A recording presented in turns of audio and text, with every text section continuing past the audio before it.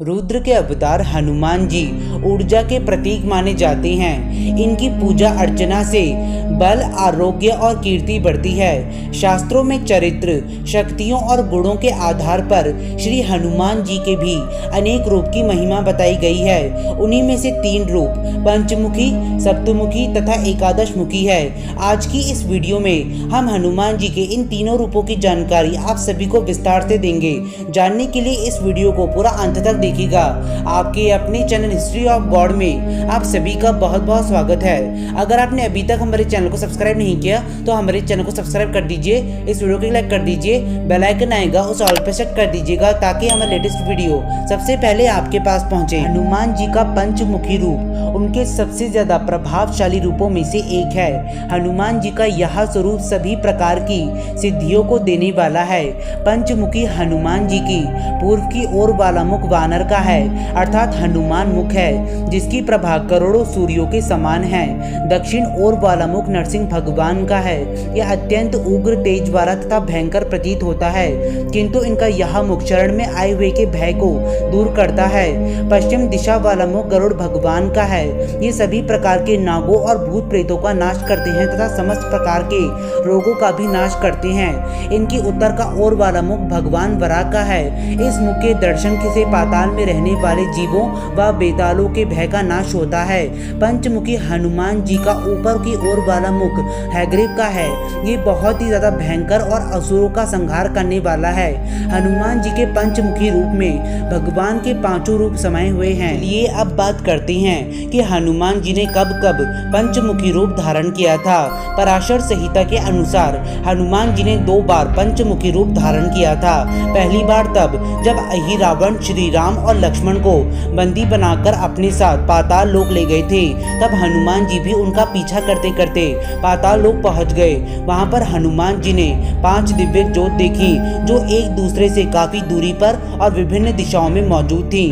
दरअसल अहिरावण को ये वरदान प्राप्त था कि उसकी मृत्यु तभी होगी जब कोई व्यक्ति एक ही बारी में इन 5 की 5 दिव्य ज्योतों को नष्ट करेगा, तभी अहिरावण की मृत्यु हो पाएगी। हनुमान जी के लिए यह कार्य एक ही बारी में कर पाना मुश्किल था। तब उन्होंने पंचमुखी रूप धारण करके एक ही बारी में इन 5 की 5 दिव्य ज्योतों को नष्ट कर दिया, जिसके बाद अहिरावण की मृत्यु हो गई। तत्पश्चात हनुमान जी श्री राम और लक्ष्मण जी को अपने कंधों पे बिठा के पुनः लंका की भूमि में ले आए। और दूसरी बार हनुमान जी ने पंचमुखी रूप तब धारण किया था जब माता सीता ने शतानंद रावण का वध करने के लिए मां काली का रूप धारण किया था। दरअसल शतानंद रावण को सहस्त्र रावण भी कहा जाता था। वह रावण का बड़ा भाई था और रावण से कई अधिक गुना शक्तिशाली था। शतानंद रावण की जानकारी हमें अद्भुत रामायण में मिलती है। अद्भुत रामायण के लेखक महर्षि वाल्मीकि को ही माना जाता है। शतानंद रावण ने हनुमान जी को छोड़कर श्री राम, लक्ष्मण, भरत, शत्रुघ्न, सुग्रीव, अंगद, जामवंत समेत संपूर्ण वानर सेना और संपूर्ण अयोध्या की सेना को परास्त कर दिया था। तब बाद में हनुमान जी ने पंचमुखी रूप धारण किया। तत्पश्चात माता सीता हनुमान जी के कंधों पर सवार हुई और इस प्रकार हनुमान जी ने उस राक्षस के वध हेतु माता सीता की सहायता की। और ये सब कुछ आप पराशर संहिता और अद्भुत रामायण में पढ़ सकते हैं। सप्तमुखी हनुमान जी, इनका विवरण हमें अथर्व रहस्य में मिलता है। सर्व सिद्धियों को देने वाले हनुमान जी के इस स्वरूप में 7 मुख हैं। हनुमान, नरसिंह, गरुड़, वराह, हैग्रीव, गौ और मनुष्य 14 भुजाओं 21 नेत्र वाले सप्तमुखी हनुमान जी के कवच को अति शक्तिशाली माना जाता है, जो दैत्य, यक्ष, ब्रह्म, राक्षस आदि के प्रकोप से रक्षा करते हैं तथा विरोधी द्वारा चलाए गए शस्त्र, मंत्र, यंत्र, तंत्र आदि अन्य स्थितियों से भी रक्षा करते हैं। इस कवच के पाठ से आप शत्रु, आक्रामक ऊर्जाओं, ग्रहों के प्रभाव और रोगों को भी दूर कर सकते हैं। इस सप्तमुखी हनुमान कवच का जो प्रतिदिन 3 संध्याओं में पाठ करता है, उसके समस्त शत्रुओं का नाश होता है, उसका वंश बढ़ता है, उसको संपदाओं का लाभ मिलता है, समस्त प्रकार के रोगों का निवारण होता है और आयु व कीर्ति के साथ पुण्य भी बढ़ता है। आइए अब जानते हैं कि हनुमान जी ने क्यों धरा था अति शक्तिशाली एकादश रूप। प्राचीन काल में कालकार मुख नाम का एक अति शक्तिशाली राक्षस हुआ था। 11 मुख वाले उस राक्षस ने कई काल तक ब्रह्मा जी की कठिन तपस्या कर उन्हें प्रसन्न कर लिया था। ब्रह्मा जी ने उस राक्षस से वरदान मांगने को कहा तो कालकार मुख ने ब्रह्मा जी से अमृतत्व का वरदान मांग लिया, परंतु ब्रह्मा जी ने कहा कि यह संभव नहीं है, इसलिए तुम कोई अन्य वरदान मांग लो। तो इस पर वो राक्षस बोला, ठीक है, तो आप मुझे ऐसा वरदान दीजिए कि मेरी मृत्यु उसी के हाथों हो सके जो भी मेरी जन्म की तिथि पर 11 मुख धारण करे, केवल उसी के हाथों मेरी मृत्यु हो पाए। ब्रह्मा जी ने तथास्तु कहा और वो वहीं से अंतर ध्यान हो गए।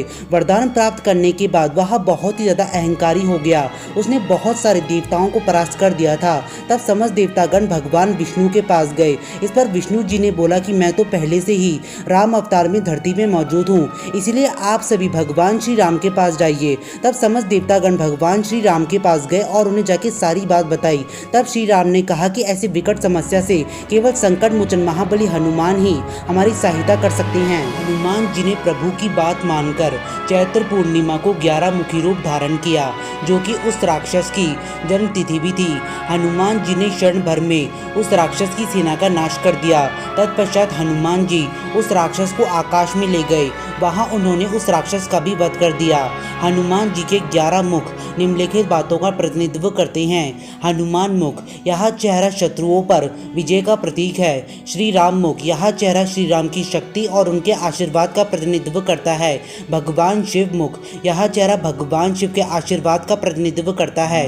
अग्निदेव मुख, यह आपको बीमारियों से बचाता है। नाग मुख, यह चेहरा नाग तथा सर्पों के भय को दूर करता है। गणेश मुख, यह चेहरा ज्ञान का प्रतिनिधित्व करता है। हैग्रीव मुख, इस चेहरे से शुभ कार्यों की उत्पत्ति होती है। गरुड़ मुख, ये चेहरा आपको समस्याओं से छुटकारा दिलाने में सहायता करता है। नरसिंह मुख, ये चेहरा आपको भय और मानसिक बीमारियों से मुक्त होने में सहायता करता है।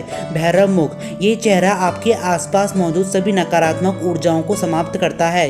वराह मुख, ये चेहरा आपको रोगों से छुटकारा दिलाता है। आप सभी एक बार सच्चे दिल से कहिए जय बजरंगबली। आज की इस वीडियो में बस इतना ही। आशा करते हैं कि आप सभी को हमारी यह वीडियो पसंद आई होगी। यदि पसंद आई है तो वीडियो को लाइक कर दीजिए और चैनल को सब्सक्राइब कर दीजिए, क्योंकि हमारे चैनल पे सनातन धर्म से जुड़ी गई सारी जानकारी हम सीधा आप तक पहुंचाते हैं। आप सभी का धन्यवाद।